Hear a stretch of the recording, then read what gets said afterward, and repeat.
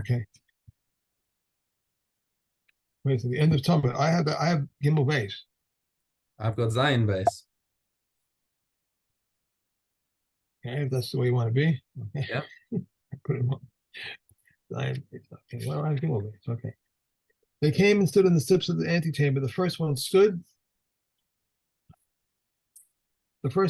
in the south of their fellow Kohanim, and there were 5 vessels in their hands: the basket in the hand of one, the jug in the hand of one, the shovel in the hand of one, and the spoon in the hand of one, and the ladle and the spoon cover in the hand of one. They blessed the nation with one blessing, except that in the provinces the Kohanim pronounced it as 3 blessings, whereas in the temple they pronounced it as 1. In the temple, the Kohanim would pronounce the name of God as written, but in the provinces they use its alternative pronunciation. In the provinces, the Kohanim raised their palms with their hands at the shoulder height, whereas in the temple they raise their hands above their heads, except for the Kohen Gadol, who does not raise his hands above the sits. Rabbi Yehuda said, even if the Kohen Gadol raises his hands above the sits, for it is stated, and Aaron raised his hands toward the people and he blessed them.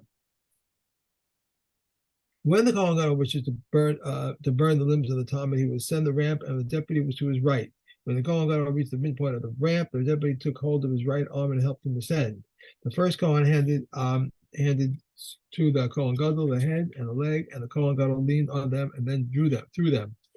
The second Kohen Gadol handed the 2 forelegs to the first Kohen. The first Kohen gives them to the Kohen Gadol. And the Kohen Gadol leaned on them and drew them and threw them. The second Kohen slipped away and departed. And in this manner they would hand to the Kohen Gadol all the remaining limbs, and they would lean on them and throw them. And when the Kohen Gadol wishes, he leans and throws, and others throw. The Kohen Gadol comes to circle the altar. From where he begin? From the southeast corner, then to the northeast, the northwest, and the southwest. He gave the Kohen Gadol a wine to offer. The deputy was standing on the horn and the flags in his hand. The 2 Kohanim would stand on the table of the fast with 2 trumpets of silver in their hands. They sounded at the Tekiah to the Tekiah. They came and stood next to Ben Azza, one to his right and one to his left. The Kohen Gadol bent down to pour the wine, and the deputy waved the flags, and Ben Azra sounded the cymbals, and the Levim chanted the song. When they arrived at the end of the stanza, they sounded the Tekiah, and the people prostrated themselves. At every stanza, Tekiah, and every Tekiah, a prostration. This is the order of the time for the service of the house of our Lord. May it be His will that it be rebuilt speedy in our days. Amen. Amen. Okay. Go on, one more. Okay. The song that the Levim would recite in the temple on the first day, we would say, Hashem is the earth and its fullness, the habit of the land, and those who dwell within it. On the second day, they would say, great is Hashem and much praise in the city of our God, unto his holiness. On the third day, they would say, God stands in the divine assembly in the midst of judges, shall he judge. On the fourth day, they would say, God, O God of vengeance, Hashem, O God of vengeance, appear, etc. On the fifth day, they would say, sing joyously to the God of our might, and call out to the God of Yaakov. On the sixth day, they would say, Hashem will have reigned, but he will have donned his grandeur, etc. On the Sabbath, they would say, a song, a hymn for the Sabbath day, a song, a hymn for the future era, for the day that is entirely the Sabbath, the day of rest, leading to everlasting life. Okay, Adrian Allah, Maseches Tamid. All right, so now Maseches Middos. The whole Maseches Middos, as we've done before, is just examining the structure of the Bayis Sheni. And yeah, what's wrong? You need. I put this one. Okay, I'm listening to everything you say. Okay, so we're doing the Bayis Sheni.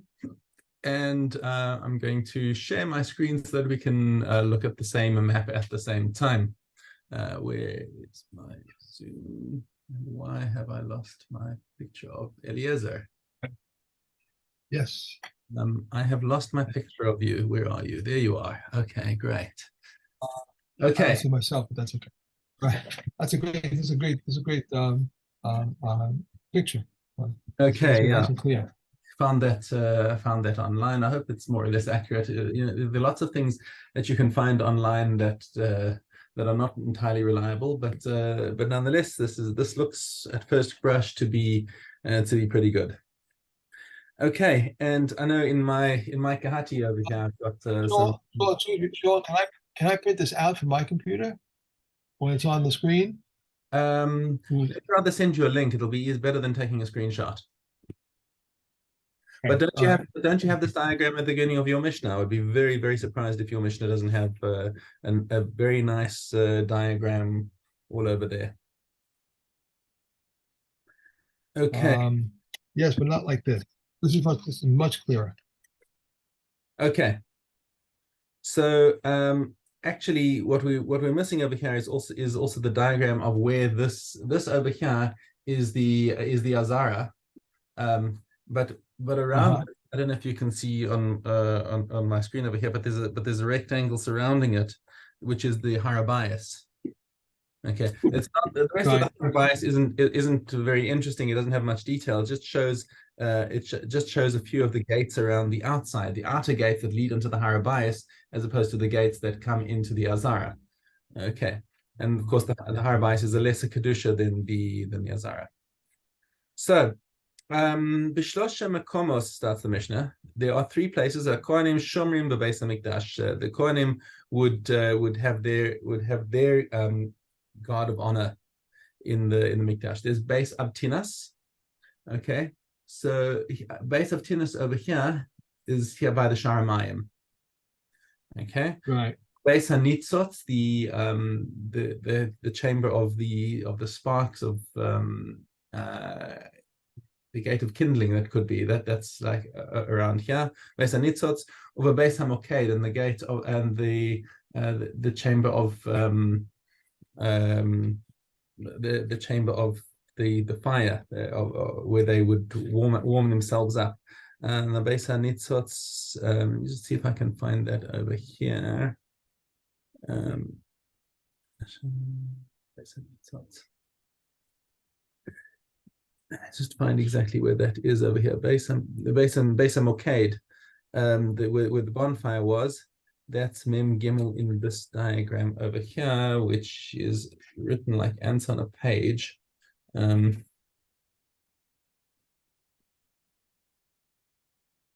Hamoked. Yeah, there's the Beis Hamoked. Okay, that's over here.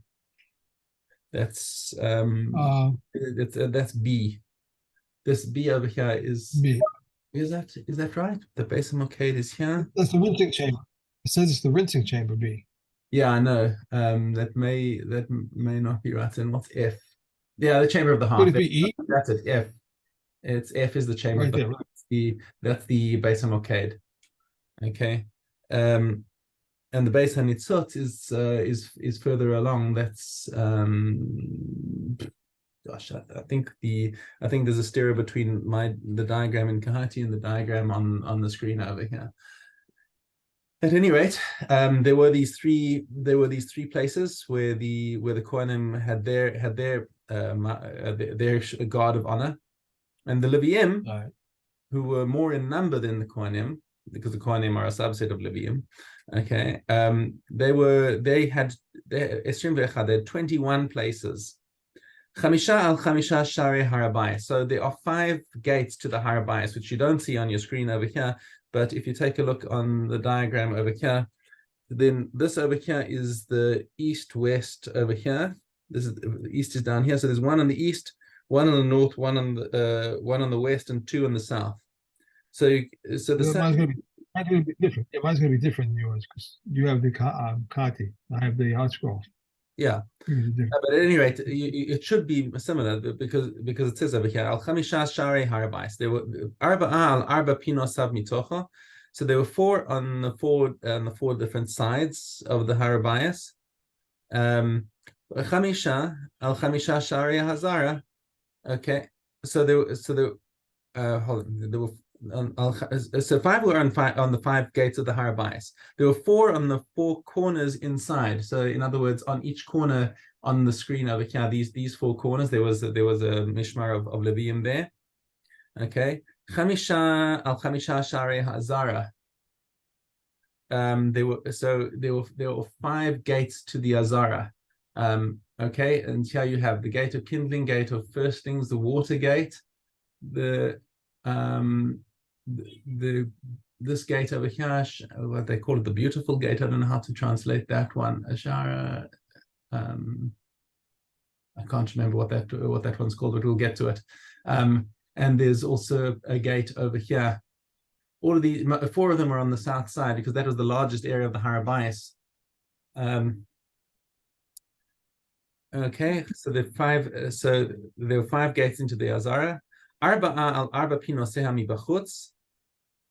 Oh, sorry. The first, the beg your pardon. The first four that we mentioned in the corners were in the corners of the Harabais. Now we've got another four on the four corners that I just mentioned over here. Okay. Arba pinos b'chutz. Ve'echad b'lishkas hakorban. One in the office of the sacrifice. Lishkas hakorban, which is the chamber of the offering gate. Yeah, the offering. D here, Lishkas Korban in D, okay. Ve'echa Lishkas Paroches, and one in the gate of the curtain, in the chamber of the curtain, which is not easily translated over here either. I should find this with Hebrew notes on it, because I'll recognize it better. Echad Belishkas Paroches, ve'echad La'achorei Beis Kapores, and one behind here, that was at the back of the Heichal.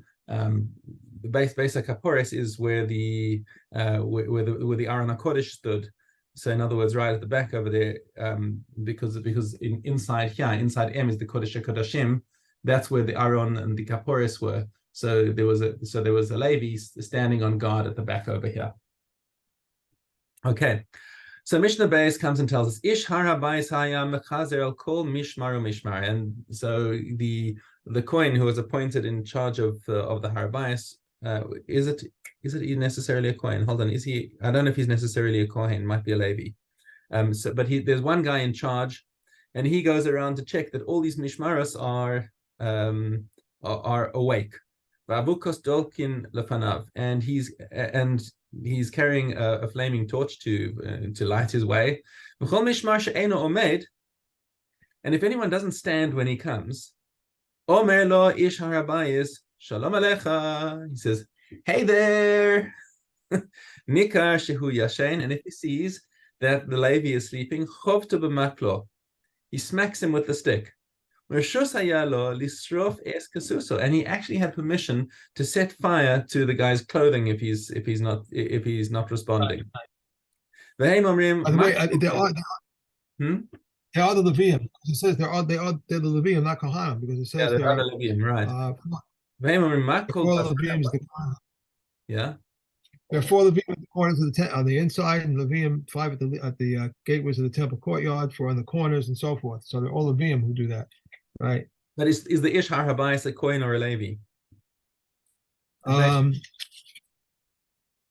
It says here, Levium would stand guard in 21 places, 5 Levium at the 5 gateways of the Temple Mount, 4 at the 4 corners of the Temple Mount, on the inside, 5 Levium at the 5 gateways of the Temple Courtyard. I'm in Mishnah Beis.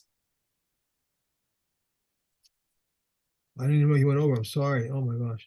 But off at the Temple Mount, I don't see anything about Levium or anything here.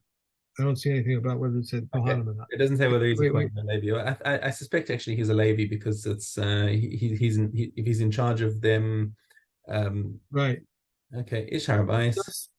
Let's say though, what is that noise in the courtyard? It must be the sound of a Levi being beaten. He's yelling because he's being smacked or having his clothes set on fire. Sheyashen lo al mishmaro, because he was verschlafen while he was supposed to be on mishmar.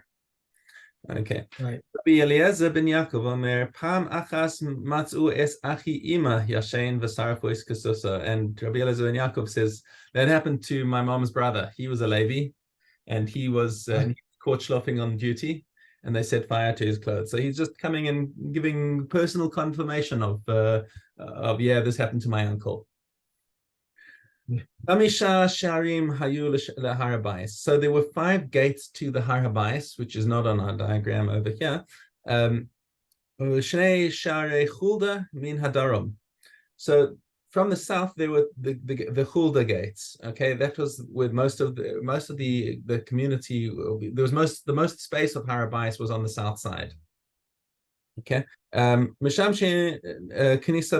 so these were entry and exit gates. Kiponos min amarav, the gate from the west, that's where the kotel is now. Okay, so the west, the kotel is the western wall of the har habayis. It's not to the Azara, it's to the har habayis itself. Okay, so somewhere in that in that western wall was the gate called Kiponos. Mishamesh Knisa v'Yitzia, and it was also an entry and exit gate. Tadi Menat Safon. So on the northern wall there was a gate called Tadi, which was an interesting one because it wasn't shaped like a regular gate. It was actually shaped more like a triangle. And Lo Haya Mishamesh Klum. And the Mishnah tells us here that it didn't actually serve for anything, but actually in other places it says that this was the quick exit for Kohanim who were in the Azara who became Tameh, and they could make a quick exit out the north to get through, and they went through the Tadi gate there. But it was considered a lesser gate, not for general usage. Shar Mizrahi and the eastern gate, Alav Shushan Habira Tzura. So they had a design of the city of Shushan, just because of course eastwards it is facing towards Paras or Madai. Okay, so that's where Shushan was. ושבו כהן גדול השורף es הפרה, ופרה כל מסעדיה יוצאים להר המשחה. And that is also the gate that they went out with the Para Aduma to go to Har Zaisim on the eastern side over there, and they could see through there towards the Kadosh HaKadoshim and to the Heichal. Basically, they would have to stand in that line so that they could see from Har Zaisim through that gate and into the Azara. Okay, and that is it for Tamid for today. And let's go back to Tamid. Sorry, that was Middos. Now we're back into Tamid. Okay. Now we have Gimel Aleph. Everything the first one? Gimel base. That's what I had before. Okay. Tamid Gimel base. One who wishes to separate from Ash in the altar rises early and immerses before the appointed Kohen arrives. Now, at what time did the appointed Kohen arrive? Not all the arrival times are the same. At times he will arrive at the roosters prior to close to. Hold on. Whoa. Gimel base. Gimel base, that's right. Hold on. What I had before. The appointed one said to them, "Go out and see if the time for slaughtering has arrived, and if the time has arrived, the observer says dawn." Rasa ben Shmuel says the entire eastern sky is lit up as far as Hebron, and the observer says yes. The appointed one said to them, "Go out and bring a lamp from the chamber of lambs." Now the chamber of lambs in the northwest corner of the hall of fire. The 4 chambers were located there. One was the chamber of lambs, the other was the chamber of receipts, and one was the chamber of the hall of the hall of the fire, and one was the chamber in which they made the showbread. They entered the chamber of vessels and took out from there 93 silver and gold vessels, and they gave the Talmud lamb to drink with a cup of gold. Even though the animal had been examined before evening, they examined it by the light of the torches. The one who won the privilege of the Talmud pulls it. Eliezer. That's right. I'm confused yesterday. All right. No worries. Okay, Krisos Aleph base. From these, one is liable for karas to a willing transgression, and for the inverted transgression of katos. And for the doubtful transgression of asham tule, and the exception of one who contaminated the temple or consecrated foods, because he requires a variable offering. These are the words of Remeah, but the comments say, neither does the one who blasphemes, as it is said, one law shall be for you, and one for acts and error. This includes the blasphemer who does not perform any action. Some women bring an offering and it is eaten, and some bring an offering and is not eaten, and some do not bring any offering. The following bring an offering and it is eaten, and she who aborts something resembling an animal, beast, or bird, these are the words of Reir. The comments, however, say that unless it is something of human form, she who aborts a sandal, or an almanac sack, or a fashioned shell, or a fetus that came out in segments, likewise, a slave woman who is aborted must bring an offering and it is eaten. The following women bring an offering, but it is not eaten. He who aborts, but is not known when she aborted, and likewise 2 women who aborted, one of a category that is exempt and one of a category that is liable. Said Rabbi Yossi, when this one went east and this one went west, but if both were present, they bring an offering and it is eaten. Okay. Okay. Look. Next, Menachos. Okay. Test Zion. No communal offerings require leaning, except the bowl which comes for any other commandments, and the he-goats designated to be sent to Aziel. Rabbi Shimon says even the he-goats for idolatry. All offerings of individual require leaning, except for the Bekor offering, the nicer offering, the Mosaic Pesach offering. The heir performs leaning, and he brings libations and makes a tomorrow exchange. All must perform leaning except for a deaf mute, an imbecile, a minor, a blind man, a non-Jew, a slave, an agent, and a woman. Leaning is considered a remainder of the precept and is done in the head with two hands in the place where the leaning is performed. The animal is slaughtered, and the leaning immediately precedes the slaughtering. There is a stringency to the right of leaning over the right of waving, and stringency to the right of waving over the right of leaning. One may perform waving on behalf of all the fellow owners, but one may not lean on behalf of all the fellow owners. The stringency of waving is that waving applies both to the individual and communal offerings while living and when slaughtered with living matter and with non-living matter, which is not the case with leaning. Okay. We are on to, but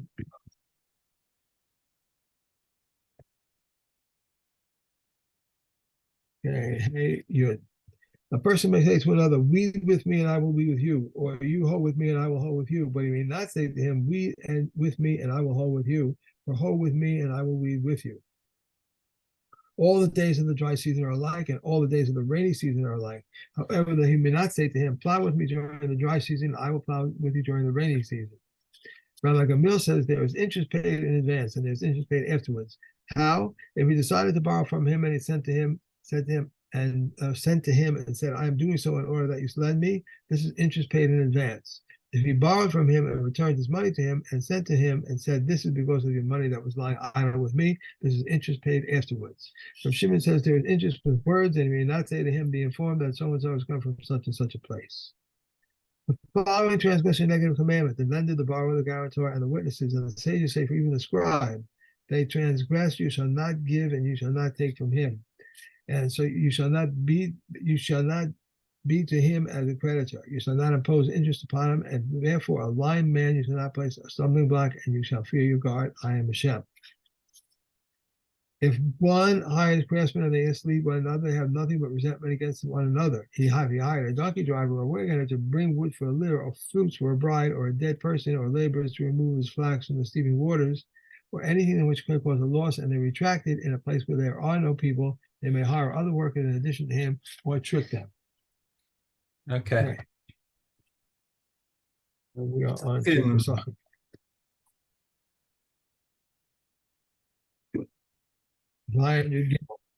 If two groups are eating in the same house, one group may turn in one direction and eat, the other may turn in another direction and eat, and with the kettle between them.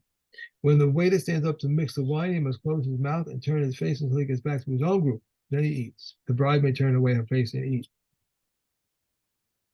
A woman, during the time she resides in her husband's home, if her husband slaughtered a Pesach on her behalf and her father slaughtered a Pesach on her behalf, she eats from the Pesach of her husband. If she went to spend the first husband on her father's house, if her father slaughtered on her behalf and her husband slaughtered on her behalf, she may eat in whichever place she desires. An orphan to whom garden slaughtered may eat in whichever place he desires. A slave belonging to two partners may not eat from either of them. One who is a half slave and half free may not eat from his masters. One who says to a slave, "Go out and slaughter the Pesach offering for me," he slaughtered a kid, he may eat of it. If he slaughtered a lamb, he may eat of it. If he slaughtered both a kid and a lamb, he must eat of the first. If he forgot what his master told him, what should he do? Let him slaughter a lamb and a kid and say, "If my master told me to slaughter a kid, let the kid be his and the lamb mine. And if the master told me to slaughter a lamb, let the lamb be his and the kid mine." If his master forgot what he had told him, both go forth to the place of burning, and they're exempt from participating in the second Pesach. Okay. If one says to his son, that's it. Yep, that's it. Okay. And we have Machshirin, Yamal Aleph. Regarding the sack that is filled with produce, was one placed on the riverbank or on the opening of a cistern or on the steps of a cave where the produce absorbed water and the produce absorbed water. All the produce that absorb water is included in the law of water is placed. Rabbi Yehuda says all the produce that places the water is included in the law of water is placed, and all the produce that does not place the water is not included in the law of water is placed. Regarding a barrel that is full of produce and it was placed into liquid, or a barrel full of liquid and it was placed into produce, and the produce absorbed liquid, all the produce that absorbed liquid is included in the law of water is placed. They said this in regard to all these liquids, with regard to wine, water, and vinegar, but with regard to all the other liquids, the produce is tahor. And Rabbi Nechama legumes tahor, for legumes is not absorbed. If one removes his bread from an oven and places it on the mouth of a barrel of wine, Remeir rules the bread tame. Huda says the bread tahor. Yossi rules the bread tahor in the case of wheat bread, but the rules the bread tame in the case of barley bread because barley absorbs. Okay. Okay. Awesome.